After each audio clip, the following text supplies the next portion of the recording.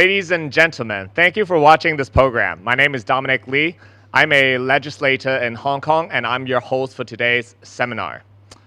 The UK Parliament and the Commonwealth Parliamentary Association, we call the CPA, had invited Hong Kong Legislative Council to send representatives to attend their Westminster Seminar on Effective Parliaments this coming March, at which fellow legislator Carmen and myself were previously chosen by Legco to attend. However, the CPA decided to withdraw the invitation on 26th of January, citing deteriorating situation and a serious erosion of political plurality and participation in Hong Kong. In my view, the decision made by the CPA was like a child play, as the invitation was made to us last November, and since then there were no major change in our political system. Our legislative body is still diverse. Our rule of law index remained one of the best in the world, ranking 22nd in the World Justice Project Index. The accusations about deteriorating situation are simply unfounded. It is part of the anti-China rhetoric adopted by Western politicians in recent years and are intended to discredit our enhanced political system adopted since 2021.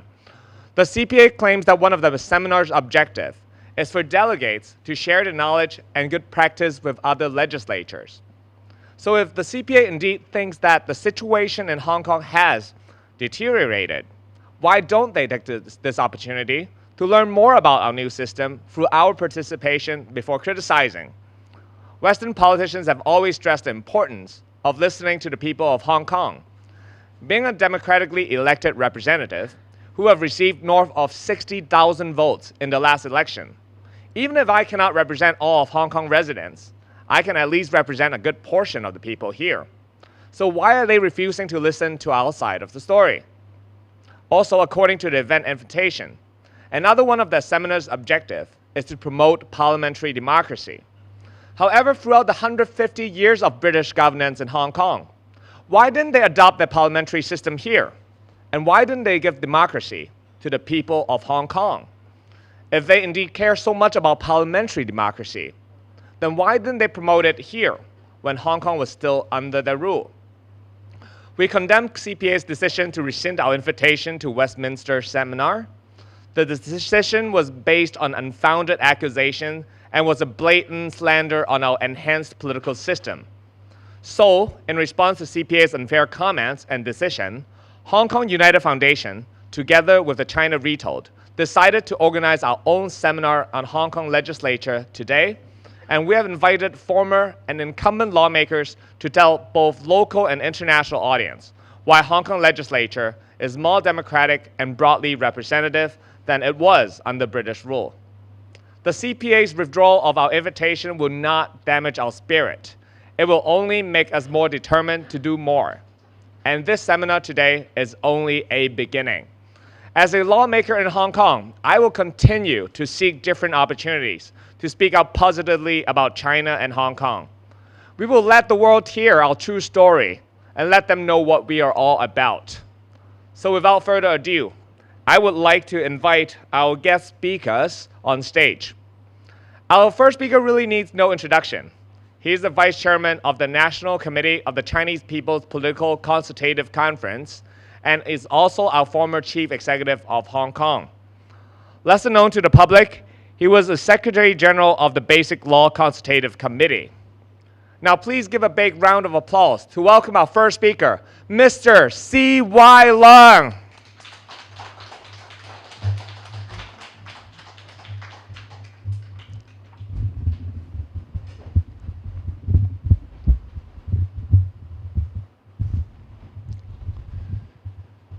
Thank you, Dominic. Dominic Carmen, ladies and gentlemen, good morning. The Sino-British Joint Declaration, signed by Prime Minister Margaret Thatcher on behalf of the British government on the 19th of December 1984, has the following clause. The Hong Kong Chief Executive, I quote, will be appointed by the Central People's Government on the basis of the results of elections or consultations held locally, unquote.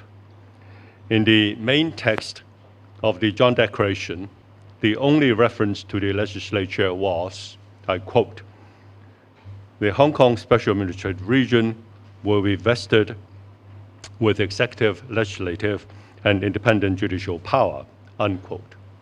It did not, I repeat, it did not make any reference to the method of forming the legislature.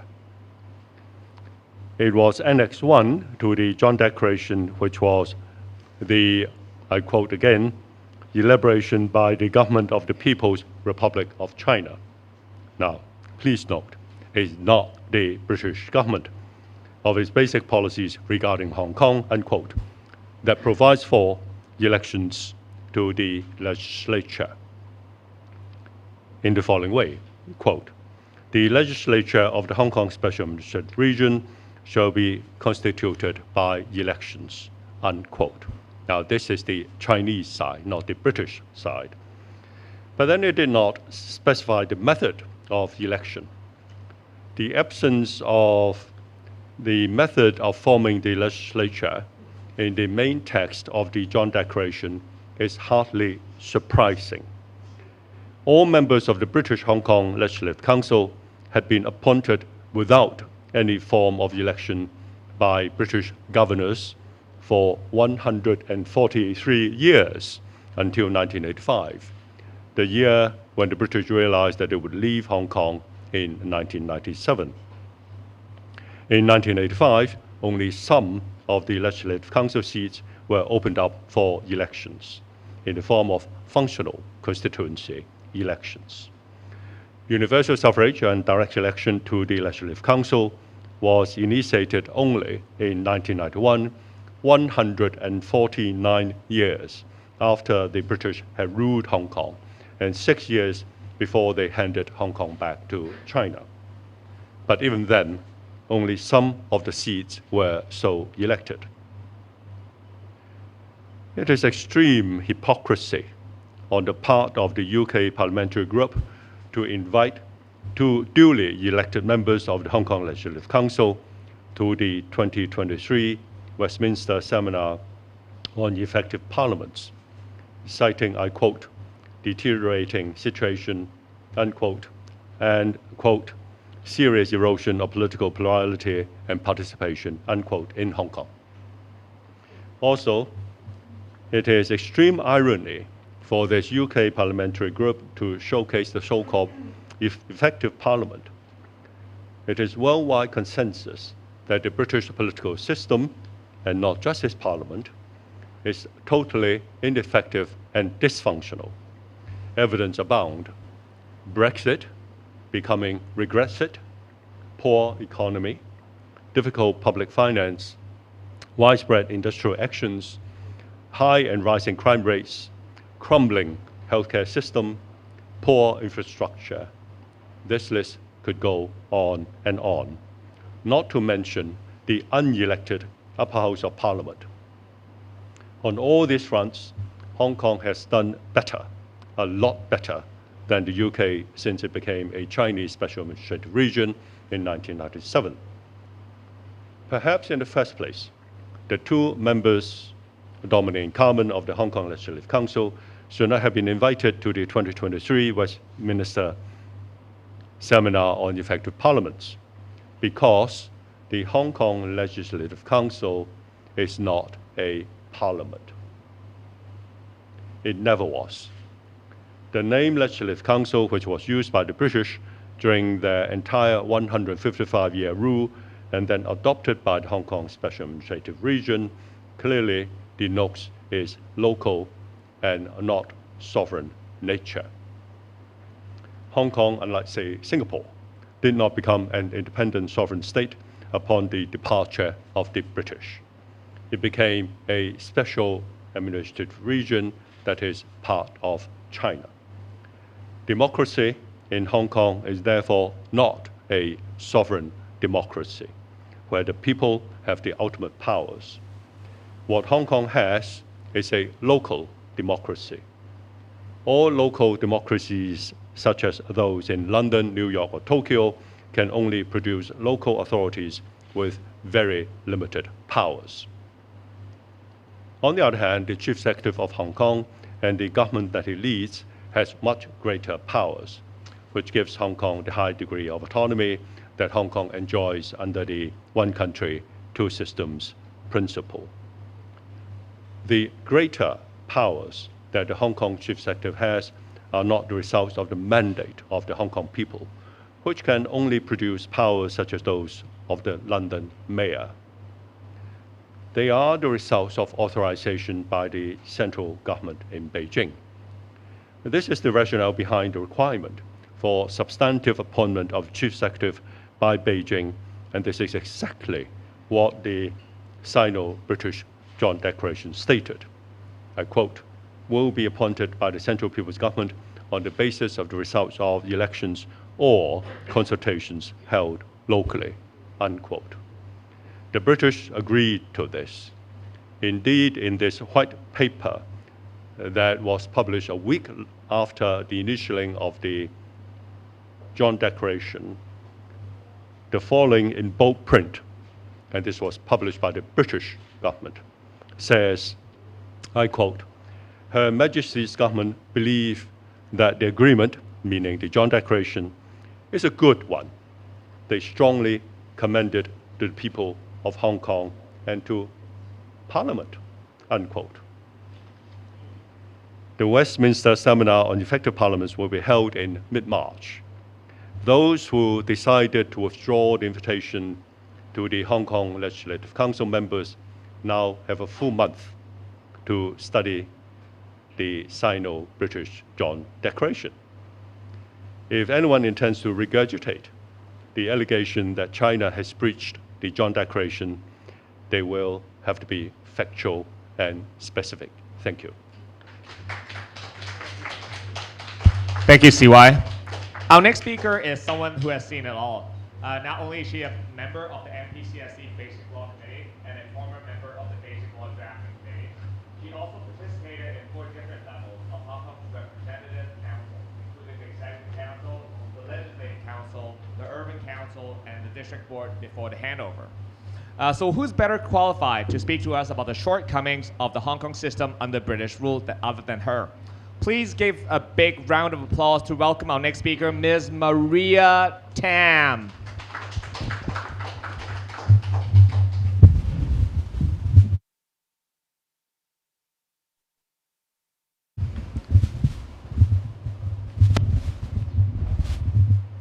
Thank you, Mr. Lee. Ladies and gentlemen, I'm going to give a comparison of the function of the legislature before and after 1997. Before 1997, the Hong Kong governor was appointed by the Queen and represented her in ruling Hong Kong. The governor was also the commander-in-chief of the British military force, and until February 1993, he was also the president of the Legislative Council. This means that the governor controlled the executive, the Legislative Council, and the British military in Hong Kong. Only the Queen can remove the governor. However, under the Basic Law, the chief executive is elected by Hong Kong's Electoral College and ultimately by universal suffrage. He would be appointed by the Central People's Government, and the President of the Legislative Council is elected by and from its members. I'm going to cite a few examples from the Basic Law to prove that the Legislative Council's check and balance power over the Chief Executive is far, far more than the Legislative Council before 1997 over the Governor. Under Article 52 of the Basic Law, the Chief Executive of the Hong Kong Special Administrative Region must resign under any of the following circumstances. 1, when he or she loses the ability to discharge his or her duties as a result of serious illness or other reasons. 2, when after the Legislative Council is dissolved because he or she twice refused to sign a bill passed by the Legislative Council, and a new one is elected and pass it again by 2/3 majority, then he or she still decide but he or she still refuses to sign it, then he or she must resign. And when, after Legislative Council is dissolved because it refuses to pass a budget or any other important bill, the new Legislative Council still refuses to pass the original bill in dispute, then he or she must resign. The Chief Executive can be impeached under the Basic Law, Article 73(9). The Legislative Council of the Hong Kong Special Administrative Region, the Legislative Council of the Hong Kong Special Administrative Region shall exercise the following powers and functions. If a motion initiated jointly by 1/4 of all the members of the Legislative Council charges the Chief Executive with serious breach of law or dereliction of duty, and if he or she refuses to resign, the Council may, after passing a motion for investigation, give mandate to the Chief Justice of the Court of Final Appeal to form and chair an independent investigation committee. The committee shall be responsible for carrying out the investigation and reporting its findings to the Council. If the committee considers the evidence sufficient to substantiate such charges, the Council may pass a motion of impeachment by a 2/3 majority of all its members and report it to the Central People's Government for decision. So there's a big contrast between before 1997 and after 1997.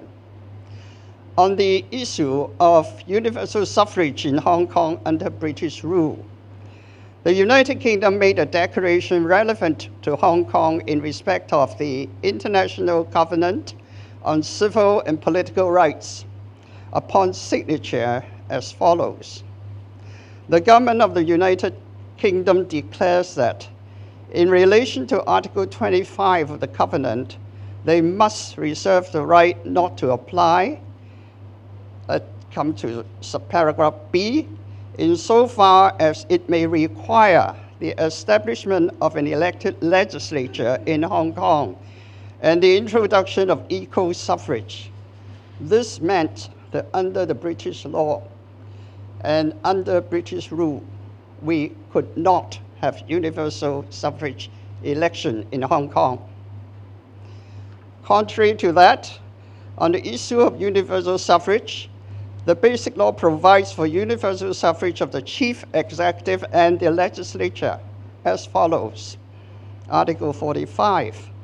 The Chief Executive of Hong Kong, a special administrative region, shall be elected by election or through consultations held locally and be appointed by the Central People's Government. The method for selecting the Chief Executive shall be specified in the light of the actual situation in Hong Kong Special Administrative Region and in accordance with the principle of gradual and orderly progress. The ultimate aim is the selection of the Chief Executive by universal suffrage upon nomination by a broadly representative nominating committee in accordance with democratic procedures.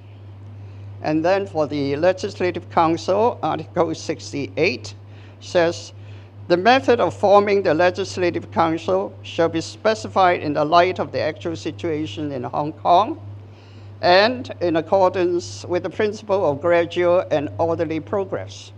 The ultimate aim is the election of all members of the Legislative Council by universal suffrage. So universal suffrage has got nothing to do with the British government or the Joint Declaration. It's being given to us through the Basic Law by the Central People's Government. We come to the question of the members' constitution in the Legislative Council. Before 1985, the Legislative Council members were all appointed by the governor, and only from 1985, after the Sino-British Joint Declaration over the future of Hong Kong was signed, did Britain quickly instituted elections to the Legislative Council. Under the Basic Law, all legislative councils are elected, no appointed members. The chief executive has no control over who would be elected to the legislature. The Legislative Council's standing order is decided by the legislature under Article 75(2) of the Basic Law and not by the British government. The Queen, in the old days before 1997, could disallow laws of Hong Kong through the governor, and power of legislation is being reserved to the Crown. The governor could refuse to give assent to any law passed by the legislature. But after 1997, under the Basic Law, we have checks and balances, checks by the Legislative Council. Checks and balance between the executive and the legislative not allowed under the British rule, but provided under the Basic Law. We look at Article 49. If the chief executive of the Hong Kong Special Administration consider a bill passed by the Legislative Council is not compatible with the overall interests of the region, he or she may return it to the Legislative Council within 3 months for reconsideration. If the Legislative Council passes the original bill again, but not less than 2/3 majority of all its members, the chief executive must sign and promulgate it within 1 month, or act in accordance with the provision of Article 50 of this law, which means that he has to resign. Article 50 reads, if the chief executive of the Hong Kong Special Administrative Region refuses to sign a bill passed the second time by the Legislative Council, or the Legislative Council refuses to pass a budget or any other important bill introduced by the government, and if consensus still cannot be reached after consultation, the chief executive may dissolve the Legislative Council in his term just once. But if the newly elected Legislative Council still pass the bill, then he must either sign it or resign. That's a check and balance which did not exist in the British days. As far as the budget is concerned, Article 51 of the Basic Law, if the Legislative Council of the Hong Kong Special Administrative Region refuses to pass the budget introduced by the government, the chief executive may apply to the Legislative Council for provisional appropriation. If appropriation of public funds cannot be approved because the Legislative Council has already been resolved, the chief executive may, prior to the election of the elected Legislative Council, approve provisional short-term appropriations according to the level of expenditure of previous fiscal year. This means that he must reconsider his situation. So the conclusion is the legislature under the Basic Law is far more powerful and democratic than under the British rule. And we have universal suffrage. We can impeach the chief executive. We have checks and balance in respect of the laws or the budget that's being put forth by the executive. And all the members of the legislature is constituted by election, meaning that the chief executive has no control over them, and they can serve Hong Kong and the people who elected them. We have far more democratic and acceptable arrangement after 1997 than before 1997. Thank you very much. Thank you, Ms. Maria Tam. Moving on to our next speaker. Our next speaker is a political heavyweight, which I'm a little bit intimidated to introduce. She's the convener of the Executive Council. She's a veteran in the Legislative Council. She's a former Secretary of the Security Bureau. but more importantly, she's my boss and the chairman of the New People's Party. Now let's give a big hand to welcome our next speaker, Mrs. Regina Ip. Thank you. Thank you, Dominic, for your kind introduction. As someone who has been elected to the Legislative Council 4 times by universal suffrage in the Hong Kong Island constituency, and more recently in the Hong Kong Island West constituency, I'm very pleased to have a chance to talk about Legco then and now.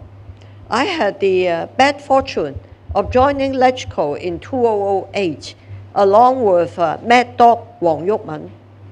And then when he joined Legco, he formed a trio of destructive forces with Albert Chen Wai-yip and long hair Leung Kwok-hong. And he threw the first stone to break the order in Legco soon after he got elected, when then Chief Executive Donald Tsang introduced the OALA, that is the Old Age Living Allowance. Some of you might recall that Wong Yuk-mun threw a bunch of bananas at Donald and insulted him, you know. And then all of us, the other members, became sidelined, you know. The trio, they were very good at grabbing the limelight, you know. All the primetime network were trained on them. And we almost became his supporting cast. That was the start of disorder in Legco. And they disrupted Legco proceedings by adopting extreme filibuster, such as by moving several thousand amendments to the appropriation bill, which allocates the funding for the next financial year. And when you have several thousand amendments, it took us hours to veto them, you know, and some of them were really quite ridiculous. Like, I dislike so-and-so EXCO member, I will delete his or her salary, that sort of thing, you know. So it was disorder. And then they also tried to disrupt council proceedings by frequently calling for quorum. I mean, as we all know, we need half, the quorum is 50% of members present, you know. And members do drift in and out of the chamber to take phone calls, you know, to meet clients or government officials. So when Longhair resorted to this tactic of calling quorum bell, our proceedings were frequently disrupted. So the pro-government, pro-establishment legislators had to adopt a practice of attending the meeting, introducing a break every 45 minutes so that we could go out to go to the bathroom, that sort of thing, and return within 14 minutes so that the council won't be guillotined because of insufficient quorum. So those were very hard days, but the situation turned from bad to worse after 2012.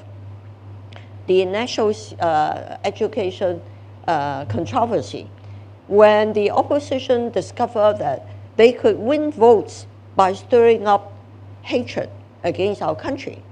And they became anti-China in every respect. For example, they opposed national education. They opposed teaching Chinese in Putonghua. They opposed co-location, 一地兩檢, you know, co-location of immigration clearance at the high-speed rail. They call the COVID Wuhan virus. They did everything to smear our country, you know. And they opposed the national anthem bill. And the opposition came to a head in 2019 when the government introduced the rendition bill. And then they resorted to physical violence, literally physical violence.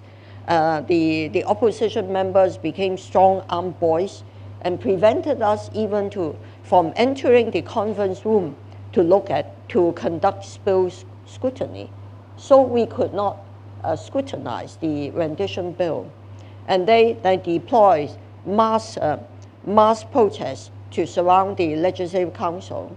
And on 1st July 2019, they vandalized, they sacked the Legislative Council and Legislative Council proceedings were stopped for a few months, you know. Parts of our building was actually burnt, you know. And then what happened now? Thanks to the central authorities, after the enactment of the National Security Law effective 30th June 2020, a lot of the opposition figures immediately fled Hong Kong, you know. And then, the opposition became weakened. And then after, in early 2021, when the central authorities decided to overhaul our system to permit more rational and balanced participation by changing our electoral laws to introduce three components of the legislature, 20 elected by universal suffrage, such as myself, elected in Hong Kong Island West, and Dominic in New Territories Northeast, 30 from functional constituencies, and 40 from the election committee, which is like an upper council, you know, to introduce more rationality and balance and to provide more wide-ranging representation in the legislature. So following these changes, order was restored in the Legislative Council. A new round of elections were held in 2021. You know, the fifth term was extended by 1 year. I was re-elected in December 2021. And since then, what happened? No more filibuster, no more physical violence in Legco, no more throwing of bananas or glasses or snatching of papers from the officials. And in the extended fifth term of the legislature, according to our President Andrew Leung, we enacted 126 bills, of which 46 were enacted in 2021. That means last year alone we enacted 46 bills. And what we did was not only important in terms of numbers, we managed to enact very socially important legislation, like opening up medical registration. We revised the Medical Registration Council Bill to permit the admission of more overseas qualified doctors. We amended the Mandatory Provident Fund Ordinance and related legislation to permit the offsetting of the severance pay, etc., with the benefits of the Mandatory Provident Fund. We also finally enacted amendments to the Copyright Ordinance, which was delayed 2 times, you know. And this year, I am now chairing a very important bill called the Town Planning Miscellaneous Amendments Bill, which is an omnibus bill which will amend 6 ordinances that has to do with town planning, reclamation, foreshore and seabed, roads, railways, that sort of thing. Without the amendments proposed, we won't be able to compete development of the northern metropolis or the artificial islands in decades. You know? So this sort of amendments very necessary for Hong Kong's future, but without the introduction of the national security law and the overhaul of the electoral system, we would not have the slightest chance of achieving this. So I can sum up by saying that our Legislative Council has now returned to order, rationality, and functionality, which is very good for the future of Hong Kong. Thank you. Our next speaker is a first-term Legco member who has an outstanding professional background. She was among the first batch of lawyers who is qualified in Hong Kong, both Hong Kong and the mainland jurisdiction since 1995. She took the award of the Top 20 Global General Counsel by Financial Times in 2017 and was awarded Woman In-House Lawyer of the Year 2017 by Asian Legal Business. And together with myself, she is one of the delegates who was supposed to attend the Westminster Seminar representing Legco before the invitation was rescinded. So let's give a warm welcome to our next speaker, Ms. Carmen KAN. Thank you, Dominic. Ladies and gentlemen, I'm honored to have been invited by Hong Kong United Foundation and China Retold to speak in this seminar. As many of you may have noted, the President of the Legco, Honorable Andrew Leung, issued a statement expressing strong disapproval and staunch opposition to the United Kingdom branch of the Commonwealth Parliamentary Association to decide to withdraw its invitation to the Hong Kong Legislature to attend the 2023 Westminster Seminar on Effective Parliaments. It was said by many that the withdrawal was a lack of propriety and was possibly out of the fear to let the participants hear from Dominic and me about an effective legislature of Hong Kong. Now I answer Dominic's question of why I stepped forward to serve the Legislative Council. As many of you know, I have no political affiliation, but have always served the community. The social unrest since June 2019 and before the promulgation of the National Security Law in June 2020 had thrown Hong Kong into disorder. The so-called mutual destructions was totally unacceptable, and it jeopardized Hong Kong's constitutional order and challenged national sovereignty. Following the restoration of law and order by the National Security Law and the improvement of the electoral system in 2021, I thought it's time I put my best foot forward under the principle of patriots administering Hong Kong. With a love of the country and a finance and dual qualification legal background, I thought I should contribute my past 30 years of experience to serve on the Legco. Like many of my colleagues, and in fact, there was not only me, but also a whole host of professional and passionate candidates running in these elections. Prior to the electoral reform, the Legco's original key functions of lawmaking and approval of public finance had been neglected to the detriment of Hong Kong as a whole. So my goal was simple, to play my part in the rebalancing and put things right.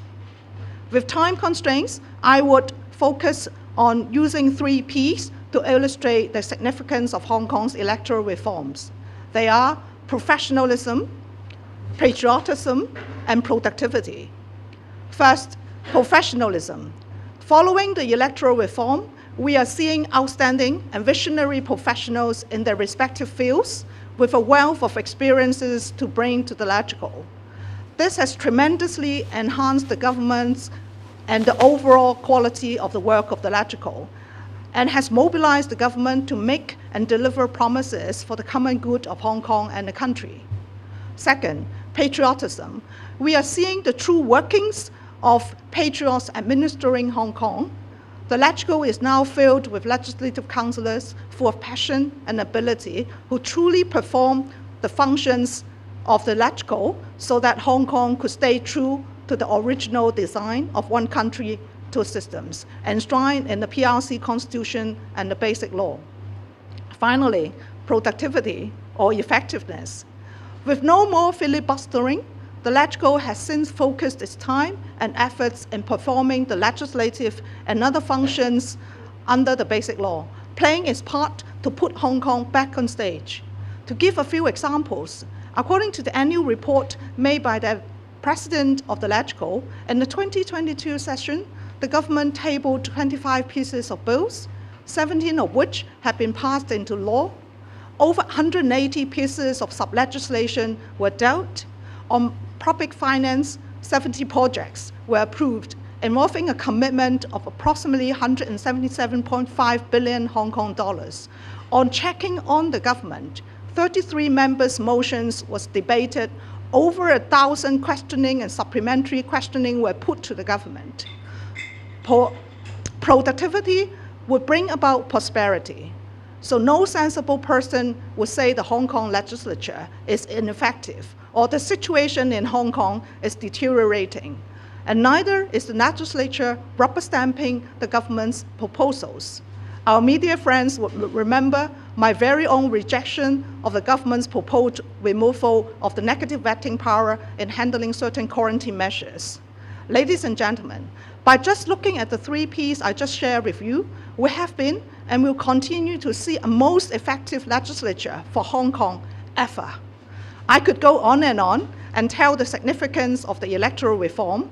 The above was part of what I was going to say in the Westminster Seminar. Thank you. Thank you, Carmen. Our next speaker, just like Carmen, is a practicing solicitor besides being a lawmaker. He's the vice chairman of the Democratic Alliance for the Betterment and Progress of Hong Kong, DAB, and a former chairman of the Youth Division. He was elected to the Legislative Council in 2016, and in the recent election in 2021, he received 93,195 votes, which is the most votes anyone received in this past election. Now, let's give a round of applause to welcome our next speaker, Mr. Holden CHOW. Thank you. Thank you, Dominic. Good morning, ladies and gentlemen. First and foremost, I must strenuously denounce the UK parliamentary group in their earlier decision to unilaterally rescind the scheduled meeting with our Legco colleagues. With their falsehoods plus their groundless accusations against one country, two systems, such an action is widely believed as part of their campaign orchestrated to smear Hong Kong and the central government. Given their unscrupulous action taken, we are bound to set the record straight. Let me express my gratitude to the Hong Kong United Foundation and also China Retold in swiftly organizing this seminar so that we all are able to hear, to make a timely response via this platform. Today, I would like to address more on the positive change brought by the central government and one country, two systems since 1997. Western pundits and politicians have been fond of comparing the past, namely the time when Hong Kong was under the British rule, and present. And whenever they do so, by distorting facts, they would falsely claim that Hong Kong's situation is only getting worse under one country, two systems. And as these falsehoods and lies have been told a million times, amplified by local and Western media, unfortunately, some people, even with sharp mind and professional background, would likely be misled. As time goes by, as a result, some people would form prejudice against China due to their wrongful perception that Hong Kong was jeopardized by central government. For those with an hidden aim to suppress China, their blatant smearing actions bear fruit. But the truth always lies in figures and statistics. Take GDP per capita as an example. In 1997, it was 27,000 US dollars. But in 2021, it was over 49,000 US dollars. So it's almost doubled that of over 25 years ago. Tourists, in 1997, it was only 10.4 million. But in 2019, pre-pandemic level, it was increased 5-fold to over 55 million. Our Hong Kong stock market, the total value was 413 billion US dollars back in 1997, whereas in 2021, it was increased over 10-fold to more than 4,200 billion US dollars. For foreign direct investment in Hong Kong, it was valued at around 1,900 billion Hong Kong dollars back in 1998, but it was increased almost 8-fold to 15,000 billion dollars in 2020. Now, in similar vein, in 2020, Hong Kong investment into foreign jurisdictions reached the value of over 16,000 billion dollars, as compared to only around 1,900 billion back in 1998. Now, these figures only tell us the truth. Under one country, two systems, Hong Kong has been thriving over the past 25 years. Backed by mainland, we survived many challenges, including SARS pandemic, the global financial crisis, and the late COVID-19 pandemic too. With due respect to UK pundits, the UK government seems to fall short of public expectation in delivering their promise to their own people. Devastating economy as a result of their Brexit move. Hyperinflation was harming the grassroots the most. Now, suffice to say, they have no alternatives but to rely on a shameful scam, so-called BNO scheme, in ripping off Hong Kong people's money to bolster their own economy. Shameful. And every now and then, they would make statements or blatant moves in discrediting Hong Kong to smear our national security law and even trample our rule of law, in the hope that their falsehoods and lies could at least divert some, well, if not all, public attention from their dreadful domestic governance. I'm not in a position to comment too much on other countries' politics, but I would suggest the UK politicians to mind their own business. As Hong Kong is poised to reopening ourselves, we have every reason to believe that there will surely be a comeback for Hong Kong. Thank you. Thank you, Holden. Our next speaker is the latest addition to the Legislative Council. He is one of the 4 new members of the Legco who won the by-election that took place last December. Before running for office, he founded a platform on Facebook called the Save Hong Kong, and at one point had close to 200,000 members before being shut down by Facebook for anonymous reasons. Now let's give it up for our next speaker, Mr. Adrian Ho. Thank you, Dominic. Good morning, ladies and gentlemen.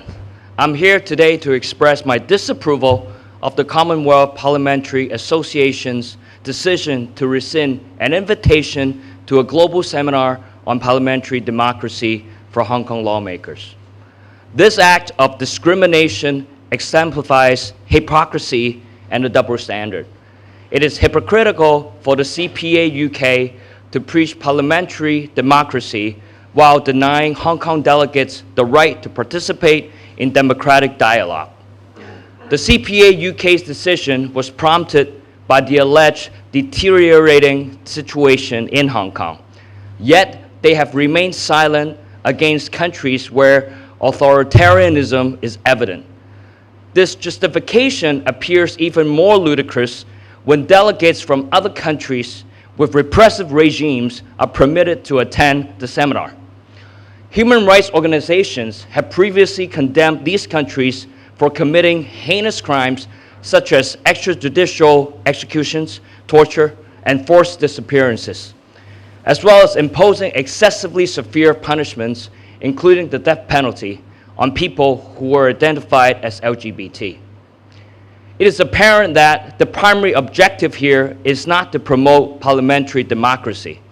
This is about determining which countries are deserving of inclusion in the discussion, which is a contentious decision that diminishes Hong Kong's influence in global politics. This decision serves a stark reminder that the UK is still subject to its colonialist tendencies. Hong Kong has developed into a significant international trading and financial center since our return to our motherland. Foreign governments ought to treat us with respect rather than robbing us of our rights. Facts and evidence refute the UK parliamentary group's accusations that the situation in Hong Kong has deteriorated. The Hong Kong government has worked tirelessly to maintain stability and prosperity, and the city's international reputation has remained relatively unscathed. In actuality, it is the UK situation that has deteriorated significantly in recent years as a result of the Brexit debacle and the COVID pandemic, which has caused untold suffering amongst its citizens. It is blatantly obvious that the withdrawal of the global seminar invitation had nothing to do with the situation in Hong Kong. It is about the UK attempting to exert control over a region it no longer rules.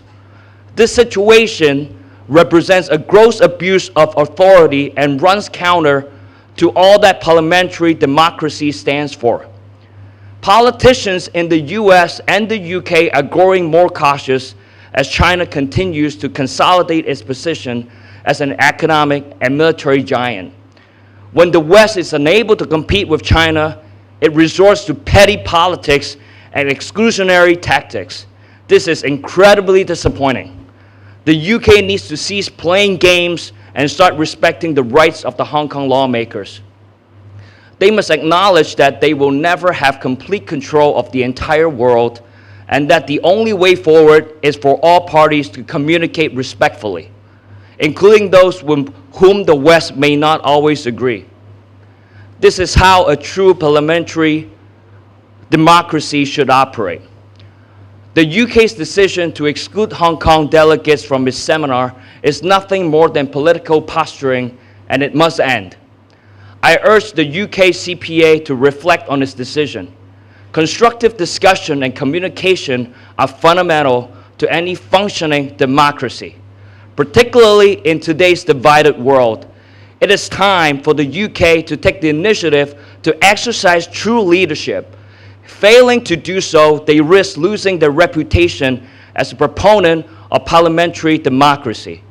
We can only hope that the UK, as well as all other countries, will realize how crucial it is to hear from all perspectives. True progress can only be made in this manner. Thank you. Thank you, Adrian. Now, let me introduce our final speaker for today. Our next speaker is a rising political star and is a social media phenomenon.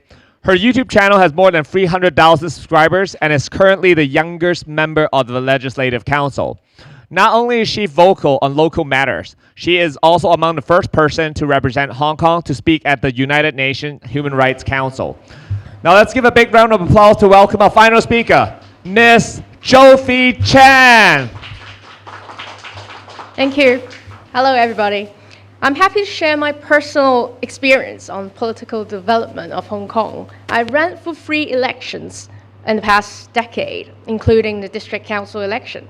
And in my first attempt for the Legislative Council, I stand for the Federation of Hong Kong Trade Union, and I gained my seat from the geographical constituency in the New Territory Southwest. I've had the honor to speak for and to stand up for Hong Kong and for our motherland at 4 general meetings or side meetings at the United Nations.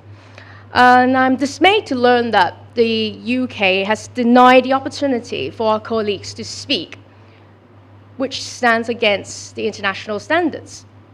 When the UK has so much misunderstanding, or I may say prejudice against us, in order to resolve the differences and to learn of the real situation in Hong Kong, the UK must precipitate communication and not to prevent communication. Foreign politicians often adopt the misleading, self-deceiving rhetoric of Hong Kong's situation deteriorating and the legislature dysfunctioning. Who are in the best position to tell what's really like in Hong Kong and in the Legislative Council? The people in Hong Kong and the people in the Legco. I've been through elections before and after the improvement of the electoral system. Before, I was subjected to violence and life threats when I conducted my election campaign back in 2019. After the reform of the electoral system, I could finally run for the election in 2021 without fear for my own safety. And I think that speaks it all.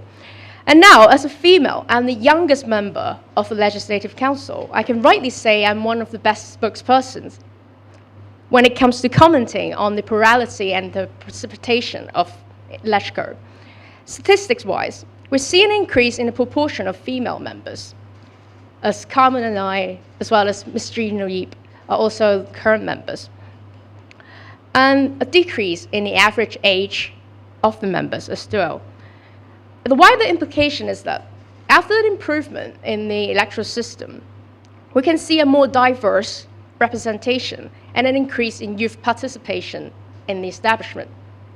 Surely it helps the Legislative Council as a whole to address the concerns of the people. And that's the key to any effective parliament and legislature around the world. In assessing the effectiveness of the Legislative Council, let me also give you some facts and figures. Last year alone, 30 members' motions were passed, whereas in 2019, before the reform of the electoral system, there was none. No members' motion was able to pass in the Legislative Council. So the legislature was basically not functioning. Also last year, the Bills Committee held 42 meetings spanning 87 hours for the deliberation of bills, which is more than double the number in 2019. As an illustration, I would also like to highlight to you, and Ms. Honourable Regina also mentioned, is the passage of the amended copyright law bill. We did it last year, which was to extend the copyright protection to works distributed by electronic means. The bill was raised to Legislative Council twice before, in 2011 and 2014. Yet, due to filibustering, the legal procedures could not be completed. So you can see the improvement in the electoral system has helped Hong Kong out of the pan-politician quagmire, putting the legislature back on track. Statistics do not lie, and they are open data. I suggest if any of the foreign politicians who are really interested in understanding Hong Kong and engaging in constructive dialogue, they should first check the public records and see the facts themselves. As a final note, I've hosted several tours around Legco for people who really wanted to learn the true story of Hong Kong's legislature. And I welcome any foreign politicians to join. I thank Hong Kong United Foundation for promptly organizing this seminar so that we can clarify the matters. Perhaps next time we can also invite foreign politicians to come and exchange views in a civil manner.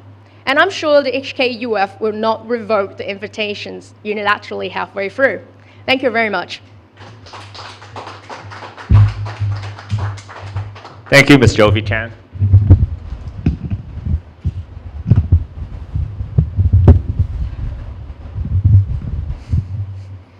Okay.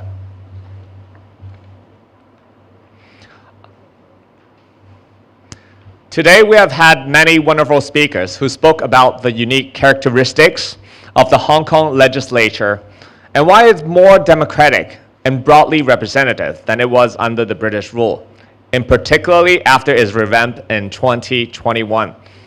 However, as Western politicians are now more determined than ever to undermine the growth of China, more false accusations are going to be made against our country in the future. Besides the government effort like the recent Hong Kong campaign and the CE's outreach tours, we also need more and more people just like you, those watching at home, to join us in the quest of telling good Chinese stories. We need mass participation from the Hong Kong community in order to succeed. So if you're interested, please set up a Twitter account, look up Dominic Lee, send me a private message, and we'll get in touch. Thank you so much for all the speakers today. It's wonderful, but this seminar is only a beginning. Moving forward, we will continue to seek different opportunities to speak up positively about China and Hong Kong. We will let the world hear our true story and let them know what we are all about. Thank you again for watching, and until next time, goodbye.